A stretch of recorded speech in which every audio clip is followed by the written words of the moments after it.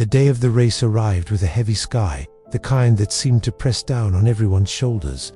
The air smelled faintly of damp earth, and every breath felt charged with anticipation.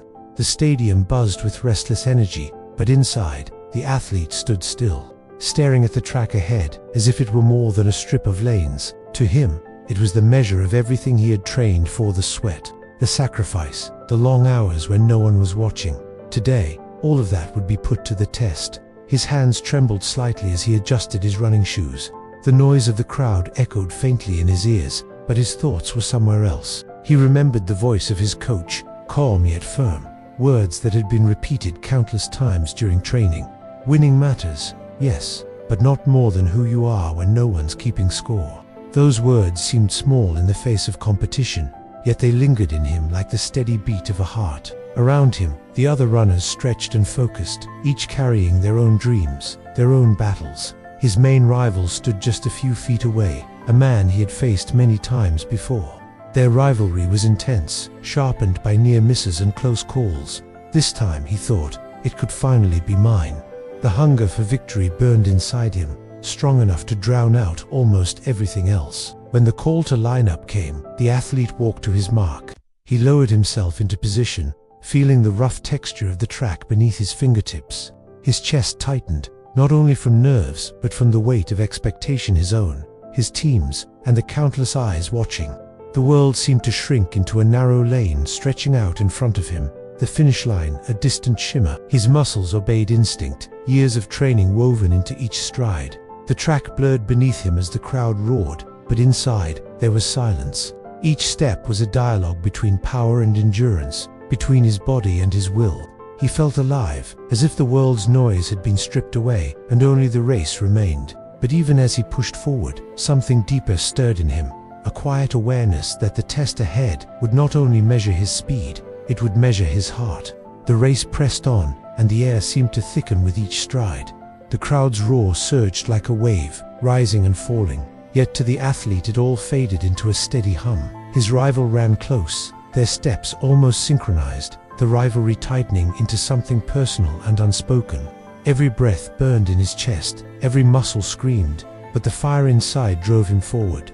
This was the moment he had envisioned countless times in the quiet of training.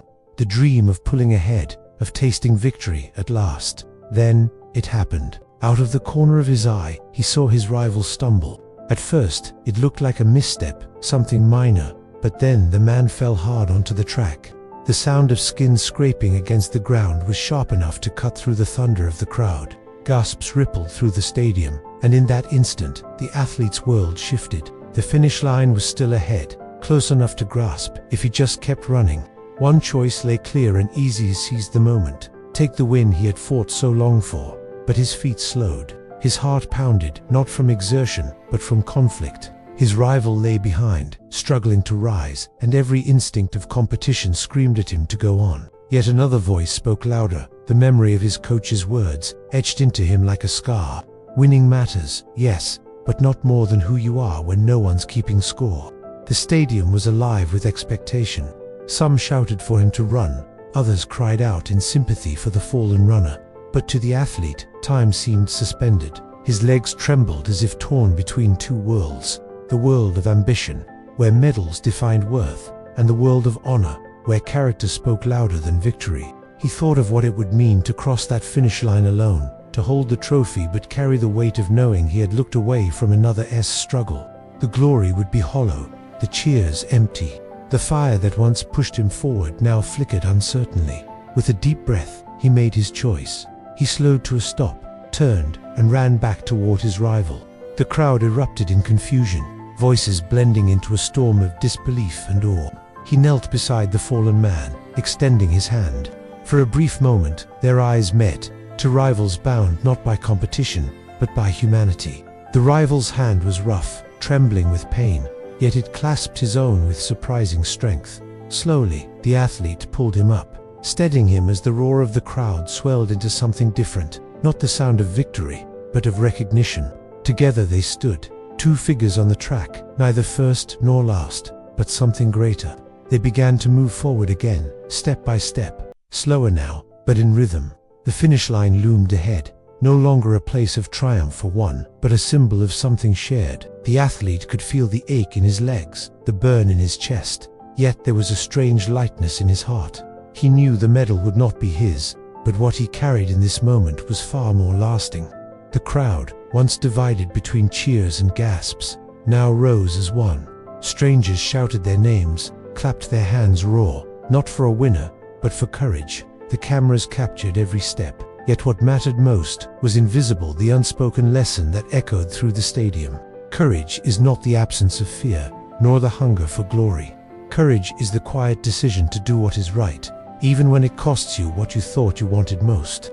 When they finally crossed the finish line together, the world seemed to exhale. No medals were placed around their necks, but something heavier rested in their hearts. The rival leaned on him for balance, whispering words too faint for the crowd to hear, but enough to stir the athlete's soul. It was gratitude, pure and raw, something that bound them far more tightly than rivalry ever could. As he looked around at the faces in the crowd, as wet with tears, smiles breaking through, he realized he had not lost. He had chosen a different kind of victory, one that no stopwatch could measure, one that time could not erase. Long after the cheers faded, people would remember this moment, not for speed, but for honor. That night, as he sat alone with the quiet settling around him, the words of his coach returned once more. Winning matters, yes, but not more than who you are when no one's keeping score. For the first time, he understood them fully. The true finish line had never been painted on the track, it had always been within. Life often places us at crossroads, where one path leads to ease and recognition, while the other demands sacrifice and strength. True courage is found in those moments when we resist the temptation of the easier road and instead choose the harder, nobler way. The athlete's story is a mirror for us, all reminding us that honor outlives applause and character outshines medals. May we carry this lesson into our own struggles, finding courage not in what is easy, but in what is right. If this story touched you, consider liking, sharing, and subscribing for more stories that inspire.